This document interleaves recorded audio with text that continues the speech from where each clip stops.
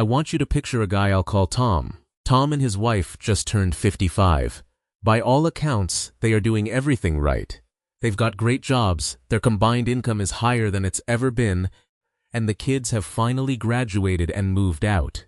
This is supposed to be their golden era, the time when they can finally aggressively catch up on their retirement savings. But there's a problem. Every single month, Tom sits down with a cup of coffee to pay the bills, looks at their checking account, and feels a knot form in his stomach. The money is just gone. They are making more than ever, but the finish line of retirement still feels like a mirage that keeps moving further and further away. Tom is a victim of what I call the silent retirement killers. It's not a stock market crash. It's not a sudden medical emergency. It is the slow, quiet, invisible bleed of everyday expenses that made perfect sense in his 40s, but are secretly draining his retirement runway in his 50s. Welcome back to the channel. Today, we are going to talk about the 5 expenses you need to start aggressively cutting the minute you cross into your 50s. We'll count them down from number 5, all the way to the absolute biggest, most emotional budget drainer at number 1. Why does this matter? Because your 50s are the most critical decade of your financial life. Cutting just 1 or 2 of these silent killers won't just free up a little pocket change today. Redirecting that cash could potentially add tens of thousands or even hundreds of thousands to your nest egg over the next decade. Let's dig in and see if any of these are hiding in your budget. Number 5. The phantom lifestyle creep. We are going to start small, but don't let this one fool you, because it adds up incredibly fast. When we are in our 20s and 30s, money is usually tight. We watch every single dollar. But as you enter your 50s, your income has likely grown. You have a bit more breathing room.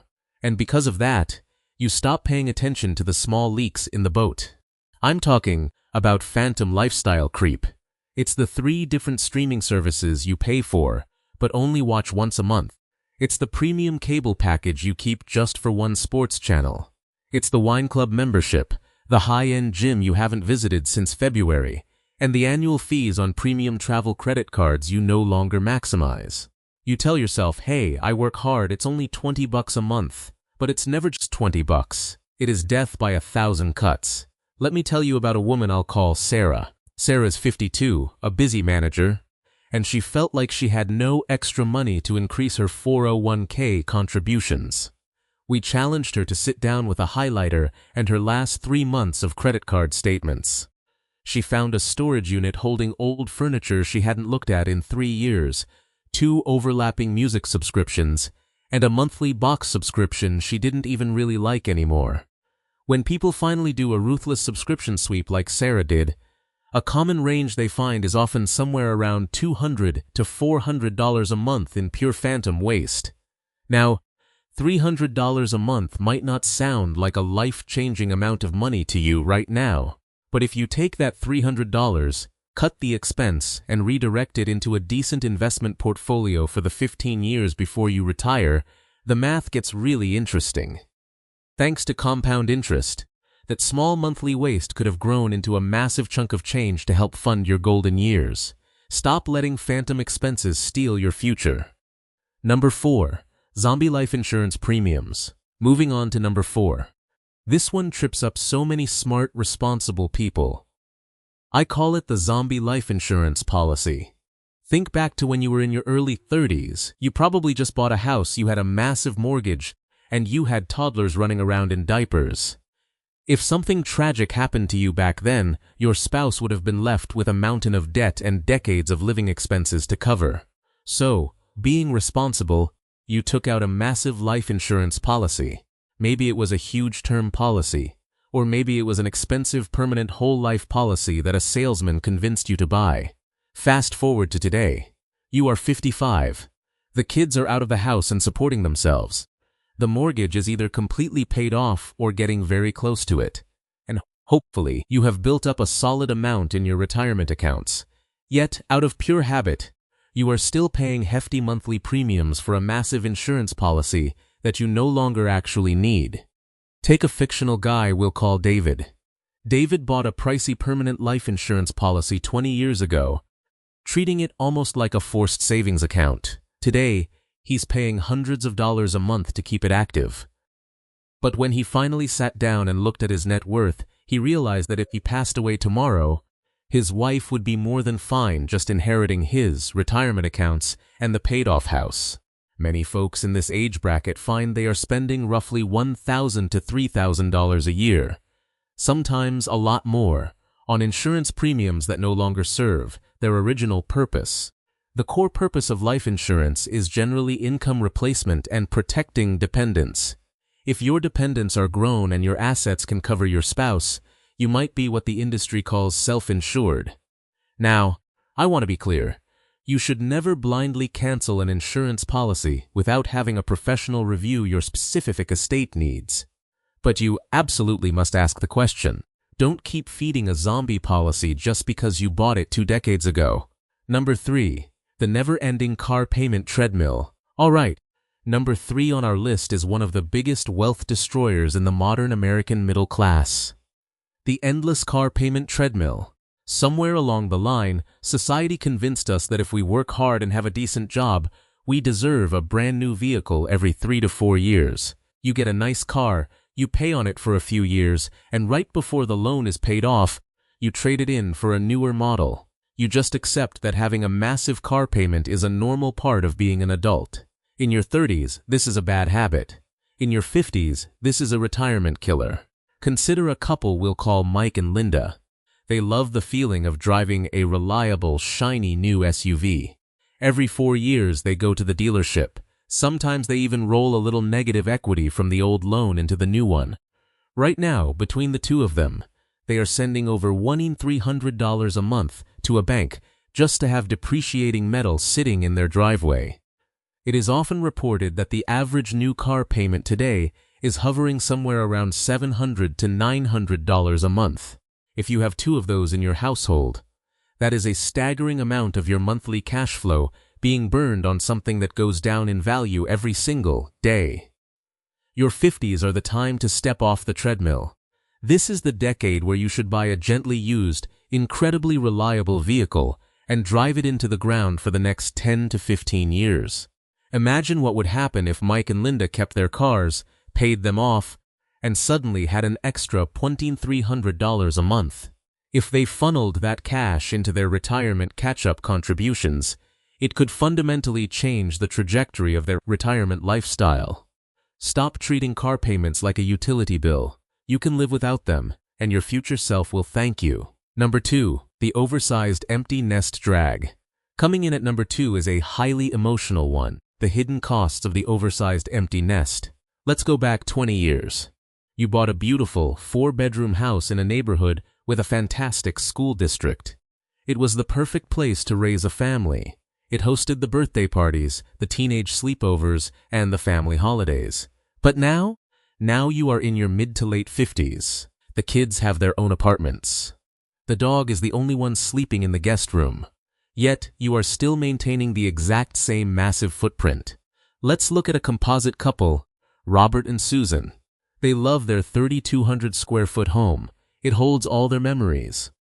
But they are paying a massive premium for a local school system they haven't used in a decade. They are paying to heat and cool 3 empty bedrooms. They are paying landscapers to mow a massive lawn, and when the roof needs replacing, they are paying for a massive surface area. When people actually sit down and crunch the hidden costs of maintaining a large home, property taxes, utilities, repairs, insurance, and lawn care, a general rule of thumb many folks discover is that the excess space is easily costing them anywhere from $10,000 to $15,000 a year in unrecoverable expenses. Downsizing isn't just about getting a smaller mortgage. It's about radically reducing the drag on your daily cash flow. It's about buying back your time and energy on the weekends. If you sell the big house, move to a smaller, more efficient place, and invest the difference, you are not just saving money, you are buying freedom. Don't let sentimental attachment to empty rooms trap you into working an extra 5 years just to pay the utility bills. Number 1. The bank of mom and dad. And finally, we arrive at number 1, the absolute biggest, most dangerous, and most difficult expense to cut in your 50s. I am talking about closing the bank of mom and dad. This is the one that pulls at your heartstrings. As parents, Our biological instinct is to protect and provide for our children, and today things are tough for young adults. Housing is expensive. Groceries are up, so it starts small. You keep them on your family cell phone plan.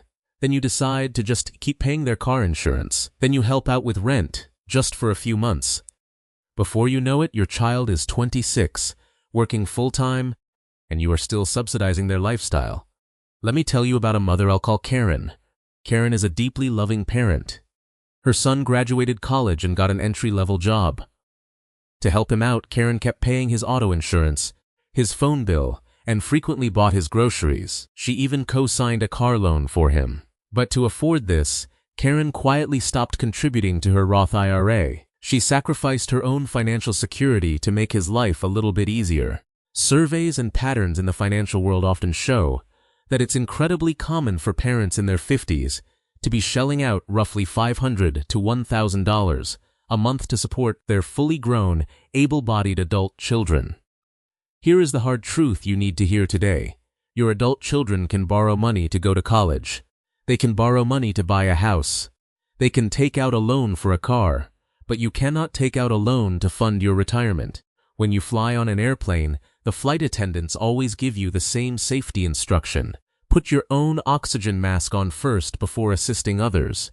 If you do not secure your own financial future, you become a massive burden on your children later in life. If you run out of money in your 80s because you subsidize their 20s, who is going to have to pay for your care? They will. Cutting off adult children is painful. It requires hard, awkward conversations, but it is the ultimate act of love. By making them financially independent today, you are giving them the incredible gift of never having to worry about paying for their parents tomorrow. Close the bank of mom and dad and fund your own future. Now, let's take a quick step back for a reality check. I want to be perfectly clear that this video is for general education and shouldn't be taken as personalized financial advice. Everyone's puzzle is completely unique.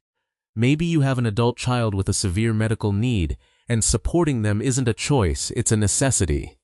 Maybe your aging parents just moved into those extra bedrooms, so downsizing your house is totally off the table right now. Or maybe your specific estate plan actually requires that life insurance policy for complex tax reasons. General rules of thumb are great for identifying blind spots, but they don't replace the need for tailored guidance. If you are unsure about making major moves, sitting down with a qualified, fee-only professional to look at your specific numbers is always a smart play. The main takeaway here is that your 50s are your prime optimization years. You have the earning power, the wisdom, and the runway to make adjustments today that can drastically smooth out your ride into retirement. Don't let these silent killers drain the wealth you have worked so incredibly hard to build. Now, I'd love to hear from you.